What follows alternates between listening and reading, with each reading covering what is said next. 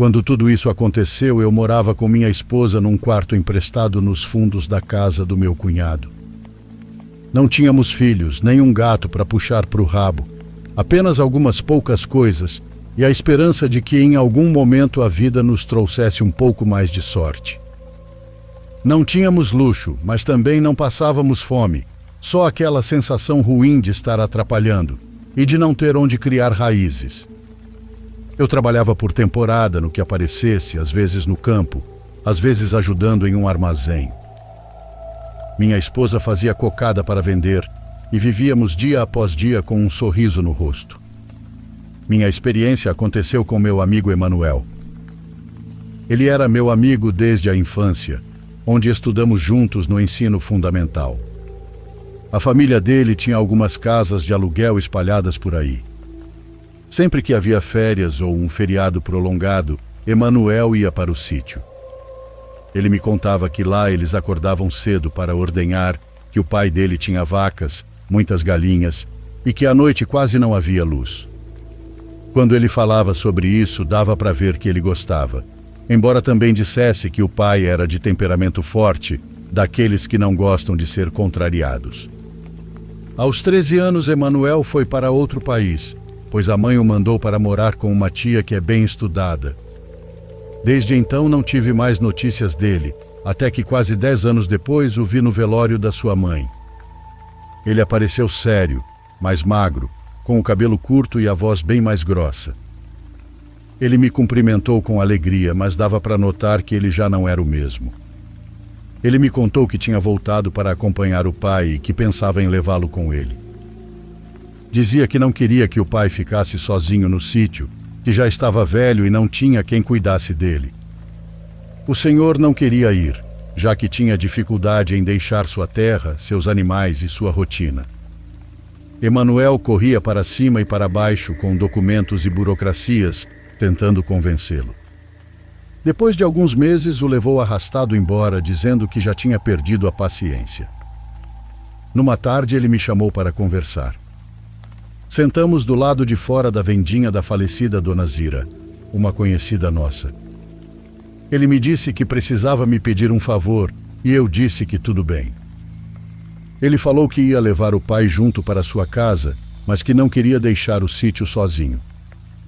Ele tinha família morando perto, mas me disse que não se dava bem com eles e que sempre falavam mal do pai. Mencionou que confiava em mim, que nos conhecíamos desde crianças, que eu sabia como era o pai dele e como ele cuidava das coisas. Nisso me ofereceu a casa para ficar e cuidar dos animais e do terreno, que se eu quisesse podia até vender o leite e os queijos. Seriam só 3 ou 4 meses até ele voltar. Eu não tinha um emprego fixo e já me sentia desconfortável morando na casa do meu cunhado. Conversei com minha esposa e aceitamos na hora sem pensar 2 vezes. Pelo menos lá teríamos um espaço só nosso, algo para cuidar e uma renda enquanto o tempo passava. Então juntamos nossos lençóis, roupas, utensílios de cozinha e os potes onde minha esposa guardava os temperos de outras coisas que ela cozinhava para vender. Estou contando de uma forma muito mais fácil do que realmente foi, mas não quero entrar nos detalhes. Uma semana depois, pegamos carona com um vizinho que nos emprestou uma caminhonete com carroceria. Chegamos ao sítio numa tarde nublada onde estava chuviscando e o caminho cheio de curvas e pedras soltas não ajudava muito. Quando chegamos, Emanuel já estava nos esperando. Ele ajudou a descarregar as coisas e nos levou para conhecer o lugar. Nos mostrou onde ficavam os currais, o galinheiro e o espaço onde faziam queijo. Disse que aquela era a casa onde ele cresceu e pediu que cuidássemos dela como se fosse nossa. O pai dele quase não falava. Estava sentado numa cadeira de balanço na entrada, com os braços cruzados e o olhar fixo no morro. Dava para ver que doía ir embora, pois quando se aproximou para se despedir, a voz dele tremia. Ele foi nos dizendo como gostava que as coisas fossem feitas. Disse que os cachorros comiam à tarde, que não deixássemos a cadela preta sozinha porque às vezes ela fugia, que regássemos as plantas 2 vezes por semana e que tivéssemos cuidado com o galo bravo. Curiosamente, o sítio estava muito bem cuidado. Tudo estava limpo, as cercas retas, as árvores podadas e os vasos cheios de flores vivas. Parecia um lugar tranquilo, como aqueles que a gente imagina quando pensa em viver em paz. Naquela mesma tarde, depois que Emanuel foi embora com o pai, ficamos sozinhos. A casa estava silenciosa e era uma calma boa demais da conta. Dava para ouvir os cachorros deitados e sonhando no corredor, o cacaralho de algumas galinhas e, de vez em quando, o mugido de uma vaca no curral. Os animais ainda não se aproximavam muito e olhavam com desconfiança, como se estivessem tentando entender quem éramos. Mas não eram agressivos, só estavam se acostumando. Minha esposa foi para a cozinha preparar algo para nós comermos. Era uma cozinha espaçosa, com fogão a lenha, pia de barro e uma mesa velha com toalha de plástico. Ela abriu uma das panelas de pressão que haviam deixado e cozinhou feijão. Também tirou da geladeira um queijo fresco e me tirou um filete para comer com goiabada. Me lembro que naquela janta, fora o feijão, ela fez arroz branco e carne de porco, com bastante cheiro verde que eu colhi na hortinha atrás da cozinha. O cheiro se espalhava por toda a casa, e nisso eu me sentei no banquinho do lado de fora e só respirei fundo. Me sentia em paz. Naquela noite jantamos juntos na mesa da cozinha, sem pressa alguma. Ela me serviu com alegria e disse que finalmente se sentia tranquila. Eu disse que mesmo não sendo nossa casa, também me sentia assim. Mesmo sabendo que estaríamos ali por apenas alguns meses, naquele momento tudo parecia certo. Era um lugar limpo, espaçoso, silencioso e com animais que aos poucos começavam a aceitar nossa presença. E pela primeira vez em muito tempo, nós dois sentimos que talvez ali pudéssemos começar algo, ainda que temporário. Nos dias seguintes, tudo parecia normal e fomos nos adaptando à rotina sem dificuldades. Eu acordava bem cedo para ordenhar as vacas e minha esposa cuidava de fazer o queijo. Ela sabia preparar bem, sempre ficava firme no ponto certo e saboroso. Logo depois descemos até as casas para ver se alguém queria comprar. Primeiro oferecemos para uma tia dela, depois para uma vizinha que tinha uma vendinha, e assim a notícia foi se espalhando. Estava indo bem, e com o que ganhamos voltamos com a despensa cheia. Até compramos umas velas para o caso de faltar luz. Tudo estava indo bem, e as 2 primeiras semanas passaram rápido que só. Os animais já se aproximavam sem medo. Os cachorros nos seguiam pelo terreno, e as galinhas comiam na mão da minha esposa. O clima era fresco de manhã e mais quente à tarde, mas suportável. Dormíamos bem, comíamos com prazer, e mesmo sabendo que não era nossa casa, o ambiente nos fazia sentir seguros. Até que numa madrugada tudo começou a desandar. Era por volta da 1 da manhã quando minha esposa me acordou. Ela disse que já fazia um bom tempo que ouvia passos do lado de fora. No começo achou que fosse um dos cachorros, mas depois percebeu que o som era mais pesado. Ela disse que parecia que alguém andava de um lado para o outro e às vezes corria em curtos trechos. Segundo ela, depois se acalmava, como se fosse uma criança brincando no escuro. Ficamos em silêncio por 1 minuto para não perder o som. E sim, voltou a se ouvir. Eram passos leves, mas nítidos, como se alguém estivesse caminhando rápido sobre a estradinha de terra. Iam e vinham, depois paravam, e de novo voltavam a soar mais perto. Me levantei devagar, peguei a lanterna de mão e fui até a porta. Não saí totalmente, só abri o suficiente para a luz iluminar o corredor e parte do quintal. Tudo parecia como sempre, já que os cães dormiam em silêncio perto do curral. O ar naquela noite estava parado, não vi nada de estranho, mas os passos já não se ouviam. Fiquei alguns segundos olhando em direção ao mato, mas não dava para ver nada. Fechei a porta com cuidado e voltei para a cama.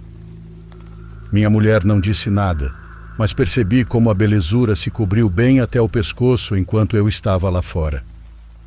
Depois disso eu também me deitei, mas já não dormi do mesmo jeito.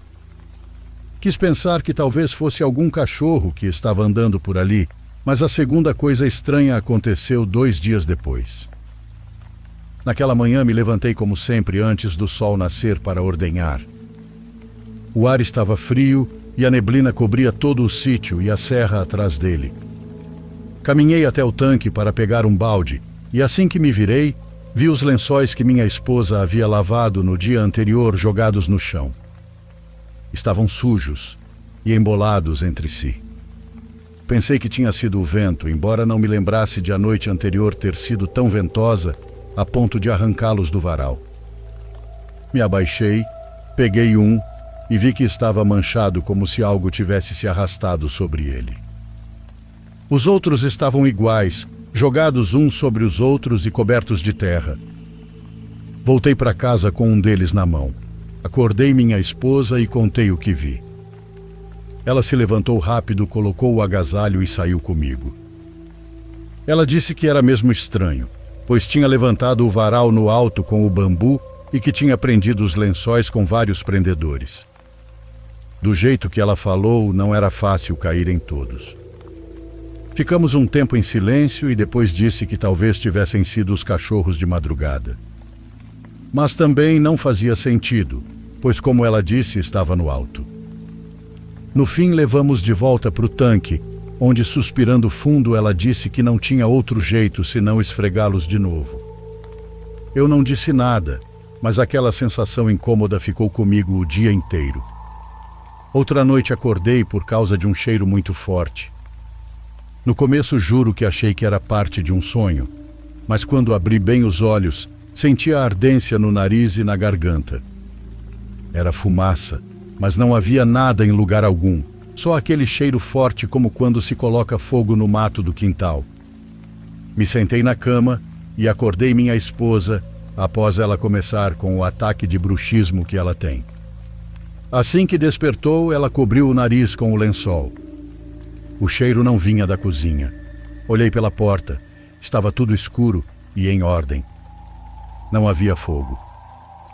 Caminhei até a entrada e abri com cuidado.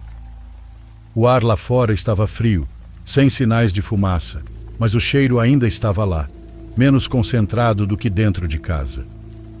Ao voltar para o quarto, percebi que o cheiro já não era de mato queimado. Agora era algo como pele ou couro torrado. Um cheiro amargo e forte que arranhava ao respirar. Minha esposa abriu a janela para ventilar, mas o fedor parecia estar entranhado na casa, como se viesse de algum lugar que não conseguíamos ver. Revirei embaixo da cama, no guarda-roupa e nada. Depois de alguns minutos, o fedor foi diminuindo até desaparecer por completo.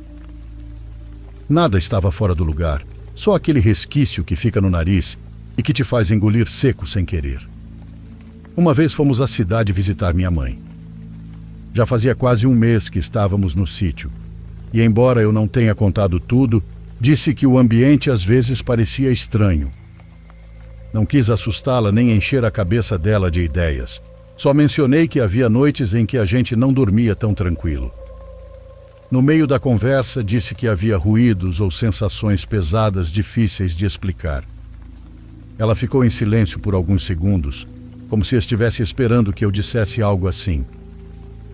Foi então que me contou que antigamente dizia-se que a esposa do antigo dono, a mãe do Emanuel, fazia trabalhos de magia.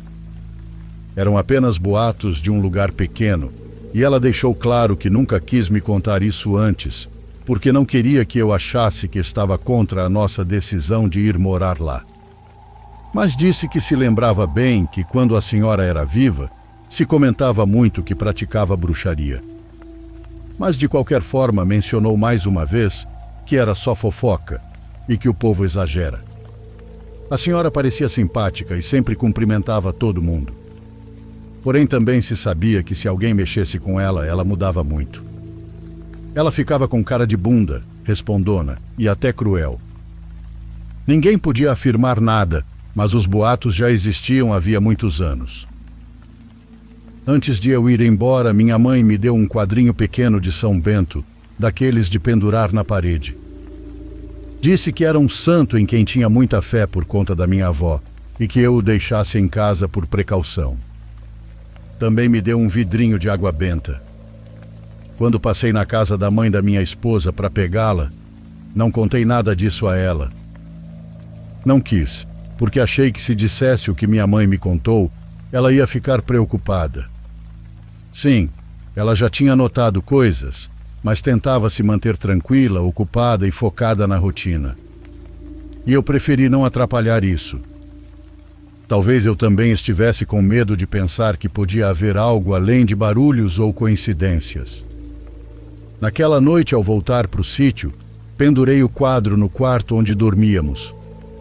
Não disse nada, só coloquei ali perto da janela. Numa manhã, enquanto eu ordenhava como de costume, minha esposa se aproximou do curral. Ela caminhava devagar e tinha uma expressão estranha no rosto. Fiquei olhando para ela porque não era normal ela ir até lá àquela hora. O rosto estava tenso, mas mesmo assim tentou sorrir quando me viu. Perguntei o que havia acontecido com um tom calmo para não assustá-la. Ela não respondeu de primeira, só se aproximou mais e disse em voz baixa e direta que havia alguém na cozinha. No começo não entendi e perguntei do que ela estava falando. Foi então que me explicou que estava fazendo o queijo como todos os dias e que naquele momento estava na parte de trás da cozinha. Ela estava distraída e, ao olhar para a janela que dava para o corredor interno da casa, viu uma cabeça espiando. Ela disse isso sem levantar a voz, mas com o rosto sério e firme. Disse que era uma cabeça de mulher e que espiou de lado. Foi só um segundo, mas o suficiente para ver bem o rosto. Assim que ela viu o rosto, se escondeu rapidamente. Enquanto ela falava, senti um nó na garganta e fiquei em silêncio, escutando. Ela não parecia nervosa de forma exagerada, mas estava branca e dava para ver que aquilo a abalou. Disse que não teve coragem de verificar por conta própria e que sentiu um arrepio daqueles que apagam o corpo, por isso foi me buscar. Mandei ela me esperar no curral e fui até a casa caminhando devagar. Entrei pela porta da frente, atravessei a sala e fui direto para a cozinha. Revirei a cozinha, o corredor e até abri a porta do armário onde guardamos os cobertores. Não havia nada, nem sinais de que alguém tivesse entrado. Voltei até ela e disse que não havia ninguém. Ela respondeu que o que viu era real e me levou até a janela onde estava quando tudo aconteceu. Ela me apontou com o dedo para o batente da porta que conecta com a sala de jantar, me garantindo que a cabeça espiou exatamente ali, pelo lado esquerdo. Ela não parava de dizer que conseguiu ver parte do cabelo escuro e que a pessoa estava observando ela. Poucos dias depois, minha esposa começou a me dizer que não queria mais ficar no sítio. Ela falava com calma, sem fazer draminha, mas dava para ver que tinha certeza do que dizia. Afirmava que gostava da vida ali, que gostava de estar longe do barulho e que trabalhar com as vacas e fazer queijo lhe fazia bem. Mas também dizia que a casa dava medo e que já não se sentia tranquila. Tudo o que tinha acontecido a deixava tensa e que por mais que tentasse não conseguia dormir bem. Eu não sabia o que fazer. Não queria pressioná-la, mas também não podia simplesmente arrumar minhas coisas e ir embora. O que eu ia dizer para o Emanuel? Ele confiou em mim, me deixando sua casa e seus animais.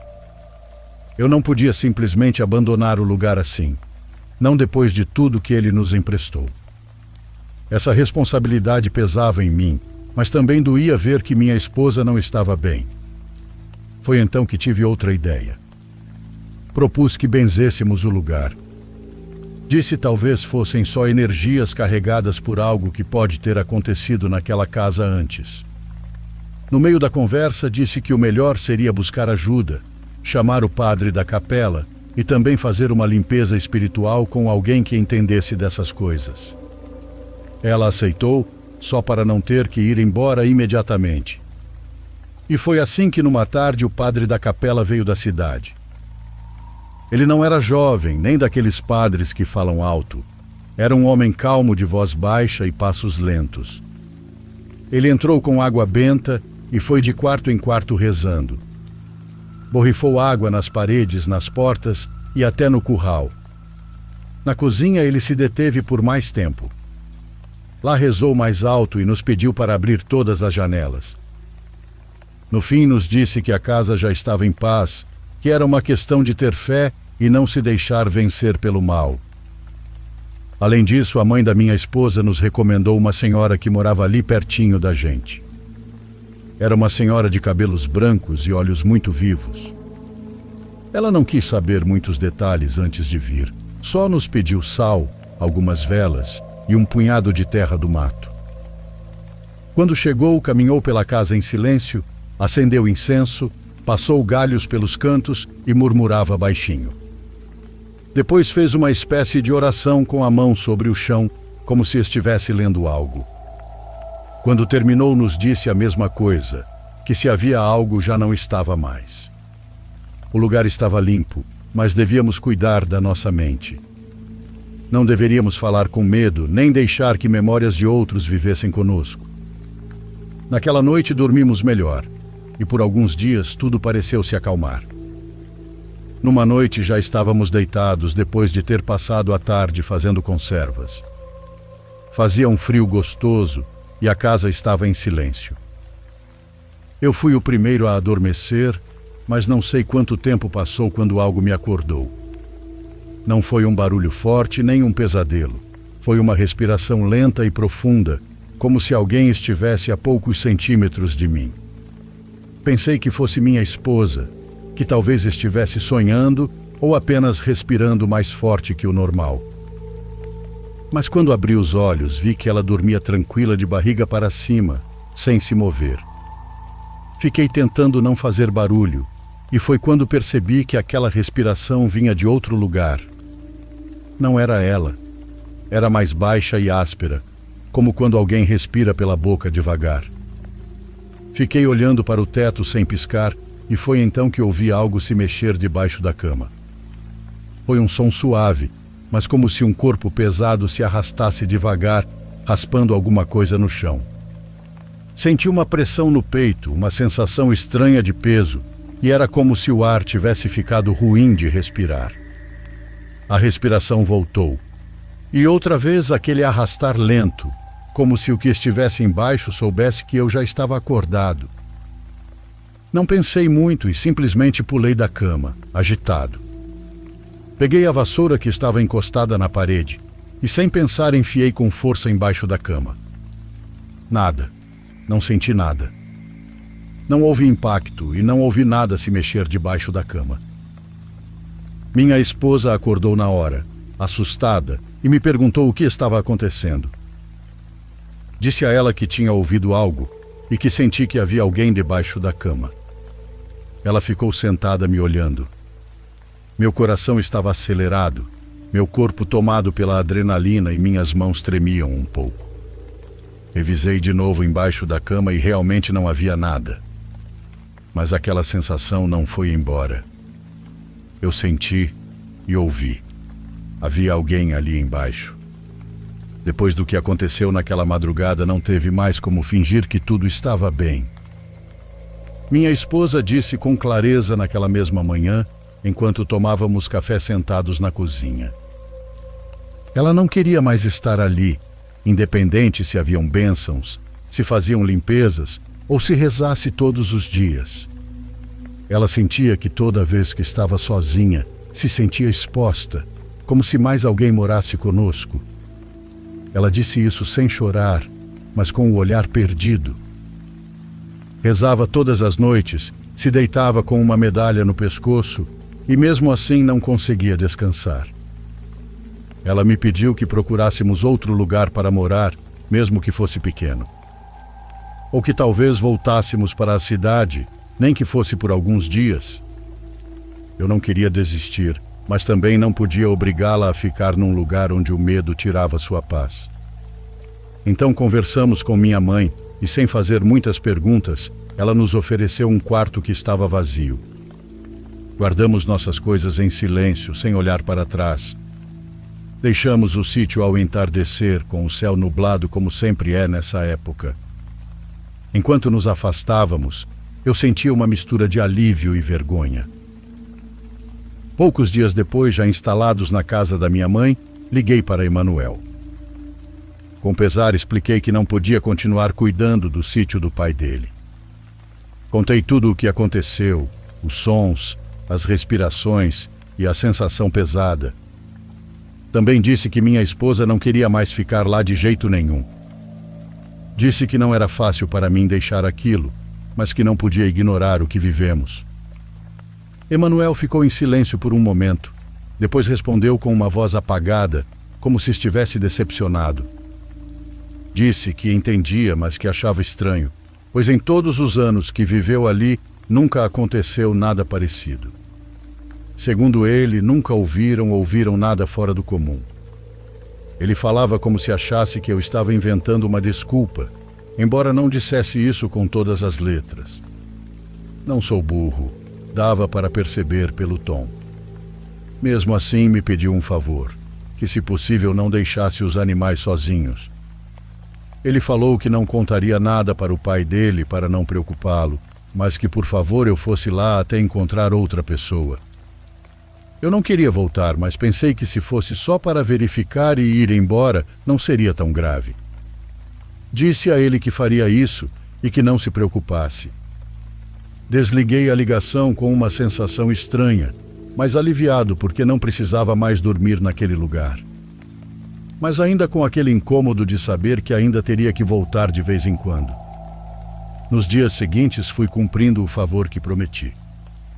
Ia ao sítio a cada 2 dias só para fazer o essencial, como dar comida aos animais, verificar se tinham água e recolher os ovos do galinheiro. Também conferia se havia danos nas cercas. Mas desde o primeiro dia que voltei, percebi que algo estava errado com os animais. Antes, quando ainda morávamos ali, os cachorros vinham me receber com alegria assim que eu entrava no caminho com a caminhonete. Porém agora não latiam ou corriam, apenas me olhavam, deitados ou em pé, quietos. Era como se soubessem que eu já vinha, mas sem entusiasmo. Seguiam-me com o olhar até que eu descia e caminhavam atrás de mim sem fazer barulho. As vacas me encaravam fixamente de onde estavam e se moviam com nervosismo assim que eu cruzava a cerca. Não fugiam nem se alvoroçavam, mas havia uma inquietação no olhar. Às vezes, enquanto eu verificava a água ou deixava comida, elas ficavam olhando para a casa. Os frangos se empurravam ao entrar no galinheiro, como se quisessem se esconder rápido. E em mais de uma ocasião, vi que um dos cachorros ficava olhando fixamente para o mato, com as orelhas tensas, sem se mover. E o pior era quando eu ia embora. Sempre tentava sair antes que o sol baixasse totalmente, mas não importava a hora assim que eu subia na caminhonete e dava a partida. Os cachorros começavam a andar de um lado para o outro. Não latiam nem uivavam, apenas se moviam como se algo os incomodasse. Isso me dava uma sensação ruim no corpo, que chegava a se coçar de nervoso. Não era apenas o medo de voltar, nem as lembranças do que havia acontecido, era ver os animais que já conheciam o lugar melhor do que ninguém, se comportando assim. Era como se também sentissem que algo dentro daquela casa não estava certo. Às vezes, minha esposa me acompanhava até o sítio, principalmente quando queria ver como estavam os animais ou colher algumas plantas que cresciam por ali. Mas na maior parte do tempo, eu ia sozinho. Tínhamos combinado que eu ordenharia de manhã e levaria o leite nos galões, onde da casa da minha mãe ela se encarregava de preparar o queijo. Devo dizer que quando eu ia, não costumava entrar na casa do pai do Emanuel. A mantínhamos trancada com cadeado e, embora eu tivesse as chaves, preferia não abrir. Tudo o que eu precisava estava do lado de fora. Os galões de leite ficavam perto do tanque, a poucos passos do curral, e o balde com água sempre estava pronto em um canto. Não havia necessidade de atravessar a porta, mas uma manhã aconteceu algo que ainda me deixa arrepiado. Estava ordenhando como sempre, em silêncio e concentrado. O sol mal começava a esquentar, então tudo parecia tranquilo, até que se ouviu como se uma das portas da casa tivesse sido batida por dentro. O som vinha da parte de trás, talvez da cozinha. Não era o vento. Era mais como se alguém tivesse empurrado a porta com força de propósito. Tentei não pensar muito, mas assim que voltei a pegar o balde, outro estrondo me fez olhar para cima. Desta vez foi mais forte, e como se algo quisesse sair de dentro da casa. A cadela pretinha, a mais velha do sítio, parou e começou a latir na direção da casa. Não se movia, apenas latia parada no meio do caminho, com as orelhas para trás e o pelo todo arrepiado. Ela latia 3 ou 4 vezes e depois ficava olhando. O som parava e se ouvia apenas o zumbido leve do vento entre as árvores. A cadela se deitou, mas continuava olhando para a porta com a cabeça baixa. Eu não me aproximei e nem sequer pensei em entrar. Apenas me abaixei, terminei de ordenhar em silêncio e rezei um pouco. Terminei rápido, limpei o balde e subi na caminhonete sem olhar para trás. Naquele dia não recolhi os ovos e não verifiquei o galinheiro bosta nenhuma. Apenas cumpri o necessário. Com o passar dos dias comecei a ir menos ao sítio. Já não era como no começo que mesmo com medo eu ia por senso de responsabilidade. Agora era só por obrigação. Ia o mínimo possível apenas para não decepcionar o Emanuel, porque ele ainda não falava sobre um substituto, e eu também não queria pressioná-lo. A verdade é que ele mal respondia às minhas mensagens e nunca dizia quando pretendia voltar ou se alguém mais assumiria. Parecia que não tinha pressa ou que estava cagando e andando para aquele lugar. Bom, cada vez que eu chegava, sentia mais claramente que o sítio já não era o mesmo. As vacas já mal davam leite, e o que eu conseguia ordenhar azedava em poucas horas. O foda é que elas nem pareciam doentes, apenas apagadas. O mesmo acontecia com os cães que já não corriam e não se aproximavam como antes. Eles ficavam deitados, sem levantar o rabo, como se algo os pesasse. Me lembrei também que se eu saía tarde, eles de jeito maneira ficavam perto da casa. Se escondiam perto do curral ou sob as árvores, ficando o mais longe possível de mim ou da casa. Até os vasos que antes estavam cheios de flores agora estavam secos. As folhas pendiam para baixo, amareladas, como se não recebessem água há semanas. Mesmo com chuva, mesmo com rega, estavam daquele jeito. Doía ver aquilo porque eu sabia o quanto o pai do Emanuel cuidava daquele lugar. Era daqueles homens que falavam com os animais e que limpavam o curral como se fosse mais um cômodo da casa. E agora o sítio parecia abandonado. E não sei se era só a minha percepção ou se já fazia parte daquele peso que se sentia, mas às vezes, enquanto eu estava no curral ou na caminhonete, ouvia gritos ao longe. Eram gritos fracos que pareciam vir do mato atrás da casa. Não eram nem choros, era como se alguém chamasse outro lá do alto do morro, e depois o outro respondesse de mais longe ainda. Não formavam palavras, não tinham ritmo, eram apenas gritos espaçados. Na primeira vez achei que era coisa da minha cabeça, mas depois voltei a escutá-los outras vezes em horários diferentes. Uma das coisas mais arrepiantes que me aconteceu no sítio foi o dia em que a cadela preta não veio me receber. Sempre estava lá, deitada no caminho ou junto ao curral. Mesmo que não se mexesse muito, pelo menos aparecia quando ouvia a caminhonete. Mas naquela manhã ela não apareceu. Achei que estivesse dormindo em algum canto, então comecei a chamá-la. Caminhei por todo o terreno, atrás da casa, perto do tanque, até me aproximei do galinheiro, mas nada. As galinhas não saíam do canto e as vacas viravam a cabeça toda vez que eu passava perto. Atravessei para a parte das árvores pelo caminho de terra que desce até o rio. A água mal corria, mas formava aquele som leve que mal se escuta. Fui chamando-a pelo nome, mas não havia pegadas nem rastros. Era estranho porque a cadela era velha e sabia de tudo que andava por ali. Me virei para voltar ao sítio caminhando devagar com os olhos no chão e fumando meu cigarro. Mas ao levantar a cabeça eu vi bem entre as árvores à minha frente. Estava uma figura parada. Achei que fosse uma pessoa, mas não era. Tinha o corpo de alguém, sim, mas a pele era muito escura, como couro queimado. Os olhos daquilo eram brancos, com um contorno vermelho ao redor, como se estivessem irritados. A boca era o pior.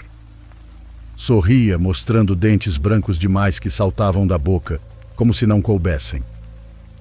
Fiquei paralisado e senti como se a alma tivesse se separado do corpo e eu ficasse ali parado apenas por reflexo.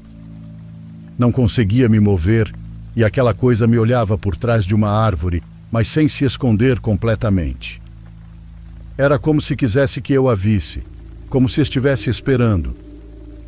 Eu não sabia o que era. Tinha forma humana, mas os traços eram de animal. O peito era magro, mas os braços eram longos, com os dedos pendendo como garras. Senti um formigamento que percorreu minhas costas como uma descarga lenta. Tentei avançar devagar para me afastar sem fazer barulho, mas o medo não deixou. Corri com tudo o que tinha e acho que parecia um pato correndo. O coração batia forte nos meus ouvidos, e não só pelo esforço, mas pelo terror que tinha entrado na minha mente. Mal tinha dado alguns passos quando comecei a ouvir os sons atrás de mim. Eram passos pesados, como se alguém não estivesse apenas correndo no chão, mas esmagando tudo de propósito ao passar. Fui de chinelo naquele dia por conta da unha encravada, e aquela porcaria não serviam para correr. As talas se enroscavam nos gravetos e quase me fizeram cair 2 vezes. Mas eu não ia parar. Na verdade, não podia, já que senti uma pressão nas costas e sabia que aquilo era real. Uma angústia tão forte tomou conta de mim que comecei a chorar de raiva, gritando por ajuda enquanto corria como se alguém pudesse me ouvir no meio daquele mato. Olhei para trás umas 2 vezes sem conseguir evitar, e lá vinha aquela coisa me seguindo. Os braços se balançando como se pudesse me alcançar só esticando-se. Inclinei o corpo para frente querendo correr mais rápido, mas sentia que não era o bastante. Sentia que não havia mais como escapar. E então senti um puxão forte na camisa com tanta força que senti que me levantou do chão. Me balancei igual doido e quando consegui me soltar, não olhei para trás, só continuei correndo. Quando vi o sítio, quase caí de susto, mas não parei.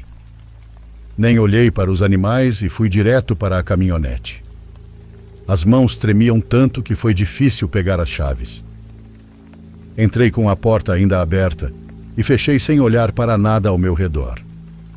Mas o sítio estava ali na minha frente, como se nada tivesse acontecido. Coloquei a chave tremendo com o peito ofegante. Não quis olhar pelo retrovisor nem pelas janelas. Tinha medo de que estivesse ali parado me esperando. Liguei o carro como pude e saí jogando terra para todo lado. O caminho de terra pareceu eterno e só parei de tremer quando vi o primeiro poste de luz da cidade. Quando cheguei não conseguia nem pensar direito, mas fui para a casa da minha mãe. A cabeça girava, as mãos não paravam de tremer e o coração parecia que ia sair do peito. Minha mãe saiu assim que ouviu a caminhonete. Olhou para o meu rosto e soube que algo estava errado. Assim que cruzei a porta, desabei em lágrimas. Entre soluços, contei toda aquela merda que tinha acontecido comigo. Disse com a voz quebrada que não voltaria mais para o sítio. Mesmo que o Emanuel pedisse 1000 vezes, eu não pisaria mais naquele lugar. Minha esposa chegou pouco depois e já estava desconfiada porque não era normal eu demorar. Ela me abraçou forte e, embora não tenha dito muito, seu olhar estava cheio de medo. Ela já sentia antes que algo não estava certo. Os dias que se seguiram foram os mais difíceis que já vivi. Não conseguia dormir pois toda vez que fechava os olhos, estava de volta no mato. Era tudo igual. A terra úmida, as árvores se fechando ao meu redor e aquela coisa parada entre os galhos com sua pele de couro queimado e sorriso que parecia rir de mim. Acordava gritando, suado, com os dentes cerrados. Sentia que era real, não só em sonhos, sentia que estava perto. Às vezes, de madrugada, nem queria me mexer porque pensava que se virasse a cabeça, ia vê-la ali ao lado da cama. Chorava em silêncio como se algo tivesse me marcado para sempre. Minha mãe chamou um curandeiro idoso que já tinha ajudado outras pessoas antes. Ele fez uma limpeza no quintal, enquanto eu mal conseguia ficar em pé. Disse que o mal estava grudado em mim, que aquela coisa tinha ficado nas minhas costas e que, se não tirassem, ela ia continuar me puxando. Durante vários dias, minha mãe dormiu no mesmo quarto que eu, porque havia noites em que eu acordava me machucando todo. Minha esposa sempre esteve por perto, me trazendo comida e cantando com calma. Me lembrava constantemente que já estávamos longe daquilo tudo. Dizia que tudo estava bem, mas eu não conseguia acreditar totalmente. Meu corpo não respondia do mesmo jeito. Se me deixavam sozinho, eu ficava tenso. Os músculos se contraíam, os ouvidos ficavam atentos. Passei semanas assim com medo, sem dormir, com aquele tremor constante nas mãos. E mesmo que aos poucos eu fosse recuperando a calma, no fundo eu sabia que algo tinha ficado comigo. Passaram-se várias semanas até que Emanuel aceitasse que eu não ia voltar ao sítio. Deixei bem claro que eu não conseguia nem passar perto do caminho que levava até lá. Não importava se ele me oferecesse dinheiro ou se tentasse me fazer sentir obrigado. Agradeci a confiança, pedi desculpas por não ter terminado o trabalho, mas também disse que havia algo naquele lugar que não era normal. No fim, foi um primo do Emanuel quem se ofereceu. Ele foi morar no sítio com a esposa e os 2 filhos pequenos. Mas como em todo lugar pequeno, as histórias correm rápido. Não se passaram nem 2 semanas e já diziam que havia algo estranho lá. Nada tão forte quanto o que me aconteceu, mas falavam de barulhos na madrugada e de passos do lado de fora quando todos estavam dormindo.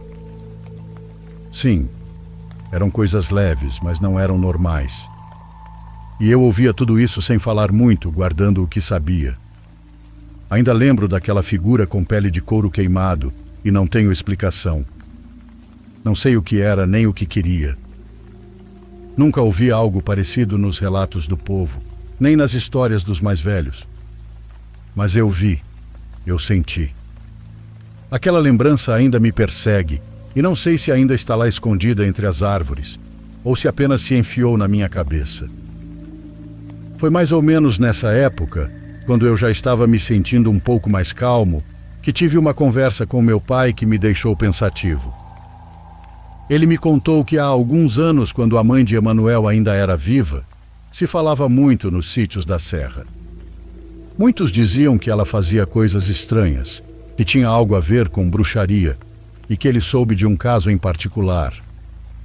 Era sobre um homem que começou a ter problemas depois de discutir com o marido da senhora. O homem era daqueles que comprava muito leite, e um dia, por causa de uma discussão, ele parou de fazer negócios com eles. Mencionou que não queria mais comprar leite porque não gostava de como o tratavam ou porque tinha tido um desentendimento com o senhor. Isso não ficou claro. A questão é que pouco tempo depois ele começou a ver coisas. Meu pai me contou que o homem afirmava que, quando andava sozinho em sua caminhonete pelos caminhos da serra, às vezes sentia que algo o seguia. Dizia que via uma figura se movendo rapidamente entre as árvores, ao lado da estrada, como uma sombra. Não tinha forma definida, mas aparecia nos trechos mais vazios, justamente quando começava a anoitecer. Aconteceu uma vez, depois outra, sempre do mesmo jeito. A sombra ia avançando ao lado da caminhonete como se o escoltasse. Pouco tempo depois, o senhor adoeceu. No começo parecia algo leve, uma dor de garganta sem importância, mas com os dias foi ficando estranho, e começaram a surgir manchas escuras no pescoço. Não eram hematomas, eram como partes da pele que iam escurecendo, como se estivesse secando.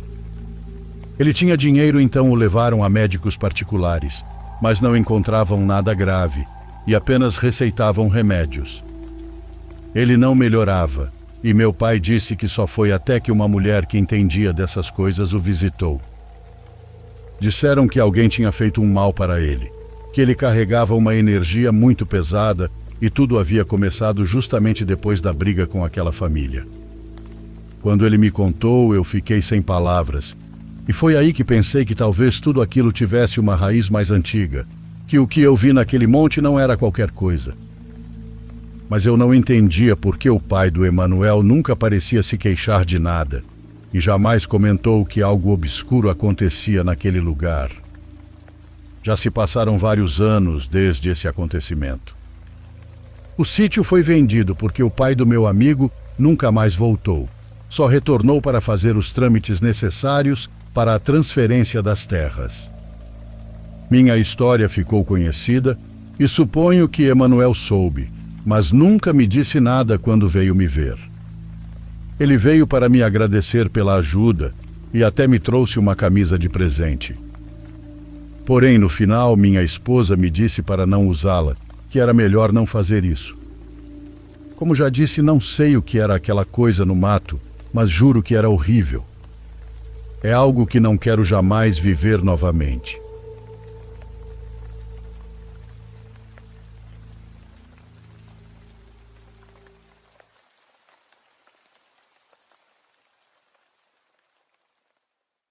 Por favor, curta e se inscreva se você estiver gostando.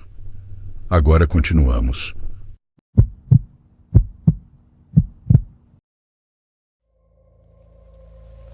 A história que vou contar tem um contexto que é conhecido entre minha família há já vários anos. Minha família e eu vivemos em um pequeno terreno onde todas as nossas casas estão juntas e somos próximos para reuniões e confraternizações. Isso se prestava para conversas sobre histórias de terror, porque aqui todos nós gostamos de ouvir causos paranormais. Um dia, em uma dessas conversas, surgiu o assunto de uma menina que era vista na casa da minha tia. Minha mãe a viu, meu primo ouviu sua risada e minhas primas notavam que ela brincava com suas bonecas quando elas não estavam. No entanto, esse relato ficará para outra ocasião, porque a história mais impactante que vou contar agora aconteceu com minha avó. Recentemente, como em toda refeição, ela nos contou sobre sua noite e sobre seus sonhos. Ela começou nos contando sobre um sonho recorrente que vinha tendo ultimamente. Uma jovem ia visitá-la e apenas ficava observando, parada em frente à sua cama sem fazer mais nada. Ela jurava não sentir medo, no entanto, de alguma forma dava para notar o temor ao contar aquilo. Os dias foram passando e notamos que minha avó estava piorando fisicamente. A cada dia saía menos, comia menos, já quase não conversava e percebíamos que estava perdendo energia aos poucos. Finalmente chegou o dia em que ela já não conseguia mais se levantar da cama. Minha família e eu começamos a nos revezar para cuidar dela, já que somos uma família um tanto numerosa. Porém, algo aterrorizante acontecia à noite, exatamente às 3 da manhã. Minha avó começava a ter alucinações nas quais via uma menina rondando seu quarto, ouvia passos e sentia que a porta era aberta. Ela contava isso para as minhas tias imediatamente, mas elas não conseguiam ver ou sentir nada. Com o passar dos dias, minha avó começou a ver pessoas que já haviam falecido, que pediam para que ela os acompanhasse, e isso acontecia com frequência cada vez maior. Minha família e eu éramos apenas testemunhas dessas cenas de terror onde ela parecia estar possuída. Minha avó balbuciava, agitava os braços e, quando tinha um pouco de lucidez dentro do sonho, dizia os nomes das pessoas que via. Ela sempre mencionava Lázaro e Francisca, pessoas muito próximas dela em vida. Durante esses dias em que cuidamos dela, toda a minha família e eu chegamos à mesma conclusão. Ouvimos passos, como se alguém arrastasse os pés, sempre quando já estávamos deitados, prestes a dormir. O pior é que exatamente às 3 da manhã tínhamos certeza de que alguém ou algo parava ao lado de nossas camas. O momento em que o terror se manifestou de forma intensa foi em uma segunda-feira, naquela maldita hora da madrugada. Minha avó começou a alucinar e teve ataques de tremores por todo o corpo. Como não conseguíamos controlar, minha tia chamou as irmãs e todas as minhas tias presenciaram um momento aterrador. Minha avó, com um semblante irado e ao mesmo tempo assustado, soltou um grito ao sentir que minha tia havia entrado em seu quarto. Minha tia, a dona da casa onde, como contei, víamos a menina, ouviu minha avó gritar para que se afastasse. Minha avó, mesmo sem ver, já que estava dormindo com os olhos fechados, apontava exatamente para o local onde minha tia estava parada. "Aí está! Diz para ela ir embora! Sai daqui, desgraçada!" gritava minha avó. Minha mãe, percebendo que a presença da minha tia estava deixando minha avó ainda mais agitada, pediu que ela saísse do quarto. Do lado de fora, minha avó continuou dizendo que a menina estava lá, escondida dentro do guarda-roupa. Alguns minutos depois, ela voltou a gritar aterrorizada. "Ela está me marcando, está me desenhando, está rindo de mim!" Em seguida, começou a rezar entre murmúrios e soluços. Em meio ao delírio, pediu algo que nos surpreendeu: água benta. Nos mobilizamos naquela hora para contatar um padre e conseguir também alguns itens para fazer uma limpeza espiritual. Foi então que chegou a irmã mais velha da minha avó, uma velhinha cansada, mas sábia, de caráter nobre e muito forte. Ela é benzedeira e sugeriu tudo o que era necessário para realizar a limpeza. Minha mãe, por ter um caráter mais forte e não ser tão vulnerável às energias, foi quem realizou a limpeza. Ela começou com arruda, rezas, ovo, tabaco e outras ervas que eu desconheço. Ao sair do quarto da minha avó, parecia que minha mãe havia corrido uma maratona. Conseguimos também o contato de outro padre, que veio ao meio-dia para abençoar a casa, fazer orações e conversar com minha avó. Depois daquele dia, eu estava na sala conversando com minha tia Lu e com meu primo Josuel sobre o que havia acontecido. Ao analisar o caso da menina, chegamos à conclusão de que a que minha avó via era a mesma que habitava a casa da minha tia. De repente, ouvimos um barulho forte ao longe e sabíamos que não foi coincidência. Minha tia disse: "Sim, já sabemos que é você, e você não é bem-vinda aqui." Vale mencionar que eu passei muitos anos da minha vida naquele lugar, naquela sala, naquela janela, e nunca havia ouvido ela estalar do nada. Esse som é completamente inexplicável. Obrigado por me ouvirem e desejo do fundo do meu coração que todos durmam bem. E se eu voltar a ver a menina, espero que não seja em meus sonhos.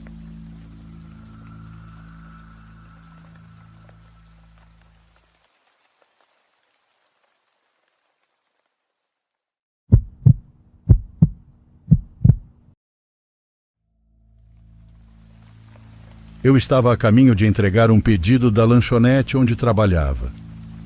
Era uma noite tranquila, por volta das 11 horas. Eu ouvia música no carro enquanto fazia a entrega automaticamente, sem pensar muito. No caminho para o bairro do cliente, parei em um semáforo vermelho. Não havia mais ninguém no cruzamento, mas, por algum motivo, o sinal ficou vermelho por mais tempo do que o normal. Enquanto eu esperava o sinal mudar, um carro parou ao meu lado. Dei apenas uma olhada rápida, sem querer fazer aquele contato visual constrangedor, mas percebi que as janelas estavam muito escuras, definitivamente mais do que o permitido por lei. Não dava para ver nada através delas. O carro era preto, talvez um Toyota antigo ou algo do tipo. Não consigo identificar exatamente o modelo, mas algo nele me deixou com um pressentimento ruim. Talvez fosse o fato de sermos os únicos na estrada, ou meu sexto sentido. Eventualmente, o sinal ficou verde e eu segui. Não fui muito longe antes de perceber que o carro ao lado não havia se movido. Ele ainda estava parado no cruzamento. Continuei dirigindo e, depois de um tempo, acabei deixando isso de lado, achando que era apenas algo estranho, nada mais. Poucos minutos depois, entrei na área onde estava a casa do pedido. Eu diria que era um bairro, mas não era exatamente isso. Era apenas uma rua com cerca de 10 casas que terminava em um beco sem saída. Algo naquela rua parecia muito estranho. Das casas ali, nenhuma tinha luzes acesas. Eu teria certeza de que todas estavam abandonadas, se não fosse pelo fato de que eram casas bem cuidadas, parecendo comuns, sem sinais de deterioração. O endereço que eu tinha era da penúltima casa. Estacionei na calçada, peguei o pedido e fui até a porta. Esperava pelo menos ver alguma luz vinda das janelas, já que aquela era a casa do pedido, mas ao chegar na varanda não vi nenhuma luz. Relutante, bati na porta e, quando bati, ela se moveu um pouco, como se não estivesse bem fechada ou trancada. Isso era ainda mais estranho. Entrega de sanduíche vegano. Tem alguém em casa? Silêncio total. Nenhuma resposta. Nem o menor som vindo de dentro da casa. Eu estava prestes a ir embora, mas para garantir que não havia me enganado, abri a porta um pouco mais. Consegui ver um corredor e um cômodo. Ambos estavam completamente vazios, sem móveis ou decorações, nem mesmo um quadro na parede. Em poucos segundos, poeira começou a sair pela porta. A fechei rapidamente e me afastei da varanda, confuso e um pouco preocupado. Enquanto caminhava de volta para o carro, notei algo na rua. Algumas casas atrás havia um pequeno carro preto que não estava lá quando cheguei. Os faróis estavam apagados e ele estava estacionado. Assim que vi as janelas escuras, reconheci imediatamente. Senti meu rosto ficar gelado, pois aquilo não podia ser coincidência. Acelerei o passo em direção ao meu veículo e, quando estava a poucos metros, vi algo se mover em uma das janelas. Não consegui identificar o que era, mas parei no lugar. Estava perto da porta do passageiro e, olhando pelo vidro, quando meus olhos se fixaram no banco de trás. Estava escuro, mas algo bloqueava a visão do vidro traseiro. Levei apenas um segundo para perceber o que era, e nisso me virei e corri de volta para a casa. Enquanto fazia isso, a porta traseira do meu carro se abriu e um homem de moletom preto e calça preta saiu correndo. Ele não me perseguiu, correu direto para o carro dele. Fiquei na varanda com o coração disparado e liguei para a polícia. Provavelmente eu poderia ter entrado no meu carro e ido embora naquele momento, mas estava assustado demais para pensar direito. A polícia chegou e imediatamente me informou que toda aquela rua estava desocupada, pois as casas eram novas. Isso explicava porque achei que estavam em bom estado, apesar de parecerem abandonadas. O que eu definitivamente não esperava era ouvir que eles já haviam recebido vários relatos semelhantes ao meu naquela semana. O homem fazia pedidos com um nome e endereço falsos, depois seguia os entregadores. O que aconteceu comigo foi o caso mais grave até então. Ele conseguiu entrar no meu carro e estava esperando que eu entrasse e talvez dirigisse. Quem sabe o que ele planejava fazer?